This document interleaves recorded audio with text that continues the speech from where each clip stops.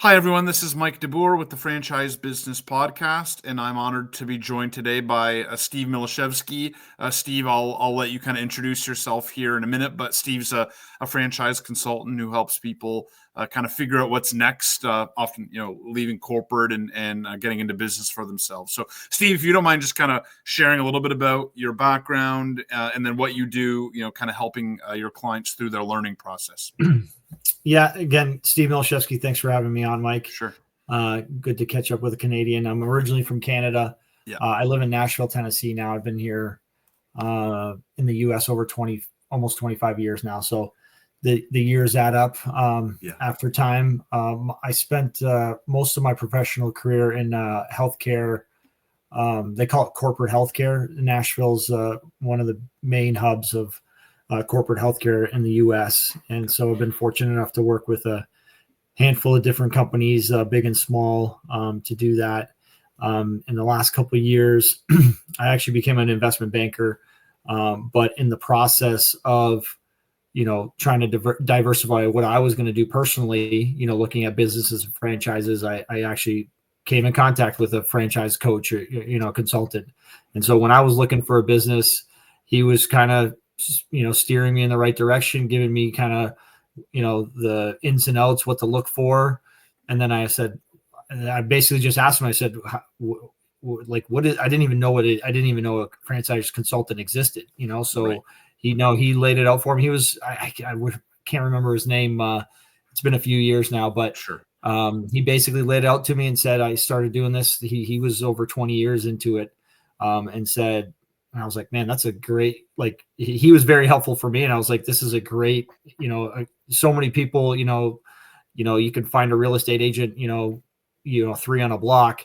Right. But if you want to start your own business, if it's on your own or, through a franchise, which most people would probably be best suited for, I didn't know there was a lot out there, and so just getting into the world and learning about the different, franchise companies and just going through it, I thought it was a great fit for me personally. I've helped, physicians for, 15 years do transactions to help their business. And now this is obviously a smaller scale, but it's just as valuable, if not more valuable, to folks to be able to let them, my little tagline is find their future, because, that's what most folks are doing. You get some people that are serial entrepreneurs that are, kind of looking for the next latest and greatest thing. But most folks are, trying to, get out of the 9-to-5 world and try to build something for their own future and their family's future. So sure.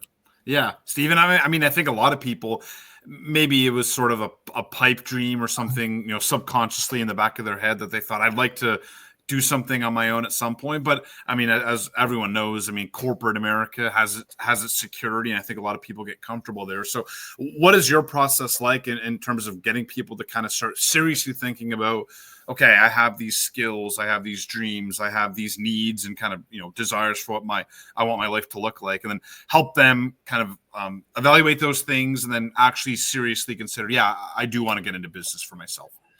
Yeah, it's a long process, to be honest with you. It's not a, and I don't sugarcoat it. You've got to no matter how much you hate your job, like twice a month, you love it because those are the days you get paid. Right. Yeah, so you've got to transit, some folks, like I said, have their families have either had business or whatnot, but most of the folks have no, direct business ownership experience. And so you just have to be honest with them. And I try to set them up to be like, listen, you're on flat terrain right now. Like you have to do the work right now, or it's not going to go anywhere. In a franchise, you're going to be on the incline for the first 6 months to the year, but then you actually have there's actually a path of less resistance, down the road. If you do things the right way. And, if I do my job correctly and find the right business for you, that does meet all your, personal objectives, your career objectives, your skill set, then, over time you can build something that actually has value, and a lot of times, because the commitment's another bit, big wrinkle. It's like, hey, do I want to be an owner? But then it's the commitment. And it's like, you try to tell them like, no, this is your asset. You can, if you, for whatever reason, you didn't want to keep it for, 25 years or pass it down or whatever you want to do with it, Sure. You could sell it, and it's like that kind of opens their eyes that it's a real, it's a real tangible, they call it a person, in the investment banking world, it's a person, and so you can grow with it and you can take it to wherever you want to go. And if you want to pass it off to somebody, you can do that. And if it's got monetary value, even better. So, yeah, absolutely. And then I think the other thing that you're someone like you, Steve, is really helpful for your clients at is, there's thousands of franchise models out there. They're not all in the same industry, probably not all of the same, quality of support and kind of, systems and processes either. So you are able to kind of vet through, the firm that you're working under, vetting all these models and actually being able to bring, franchisors that you've qualified, that have been vetted to the people that you're working with. So how important is that kind of vetting of the franchise models that you are able to do for your clients? Yeah, it's critical. If you don't have that baseline understanding, we're the matchmaker, right? And if fortunately, the network I'm part of, we have a great resources. You can reach out to anybody. I'm newer, so I've only been doing it a few years. I've been doing it for decades, so I don't know everybody. But you just rely on those resources. You learn as much as you can. You're obviously looking for strong franchise models, and then typically what I focus on is like, what are the key characteristics? Because every franchise has a range of how successful people are, and it's like focus on the top half, top 25%, and then those are the folks that I'll rely on when I talk to franchisors. I'll be like, hey, what are the most successful? And if it does, because some folks are, if you do our playbook, you know what I mean? If you're disciplined, all that stuff, we know you'll be successful. Other ones are more, you've got to be a go-getter. You got to be able to, pick up the phone, knock on doors.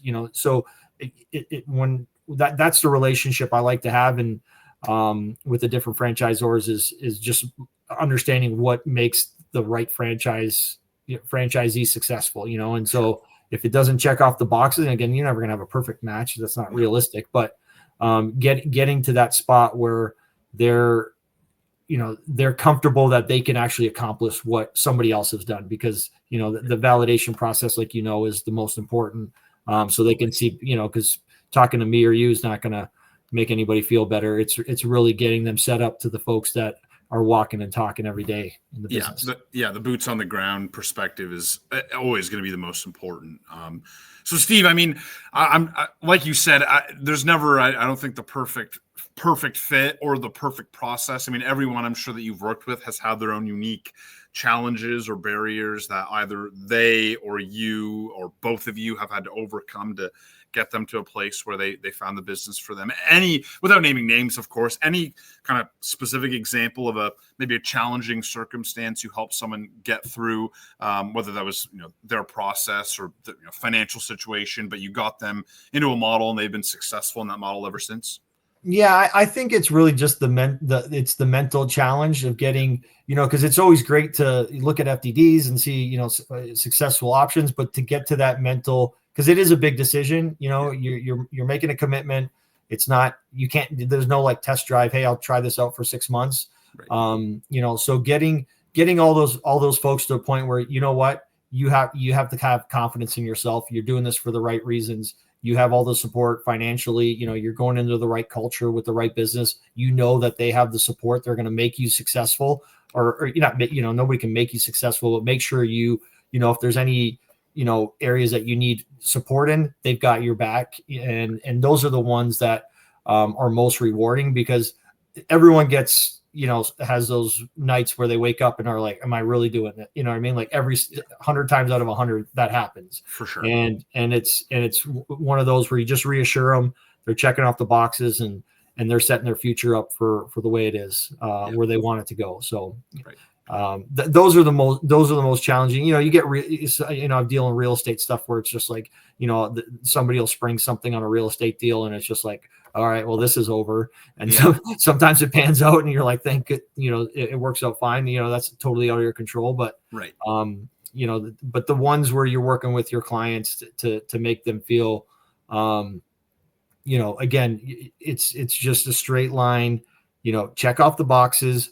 let's review why we think those boxes are checked off.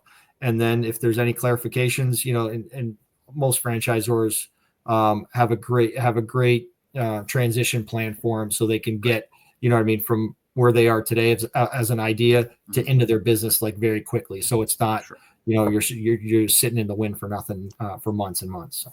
For sure. Yeah. And the decision is not always going to be entirely data driven or emotional, but if you can combine the two and have people just think straight and not let external factors impact the decision that's best for them, I think that's what you help them with. And that's what's important as they go through their process. So Steve, I'm sure you deal with people with, varying financial backgrounds as well. I mean, how do you navigate that, higher net worth individuals, maybe people that are on the lower end, and again, helping them find a model that fits their economic circumstances as well? Yeah. I mean, you just have to be upfront and blunt with them right away, regardless if you got 5,000 or 500,000, right. Because there's a difference. What I tell them, there's a difference between what you have and what you're willing to spend too. Mm-hmm. I've dealt with folks that have, more money, it's a fraction of what the investment is, a fraction of their net worth and their capital availability. And they're just as hesitant as somebody that's, willing to take a loan out. So it really starts off of like, what are you willing to personally commit to? Because that money, it's not quote unquote gone, it's invested, right? And you don't know when that investment's going to come back. So if you need that money in 3 months, that's not the right strategy, right? So we have to have a long-term strategy of like, hey, here's the investment that you need to put into it. How does your life look for the next 6, 12, 18 months, and build a bridge towards that. And we have a lot of good resources on the financial side if you want to do a HELOC or just get an SBA loan or whatever the formula that best fits their need. I typically defer to the experts in the finance world to help folks do that. But sure. it's a real conversation. If their spouse is working, like, hey, can that income support the family as a need? Like what are those circumstances? So you got to go through the full playbook of what's available.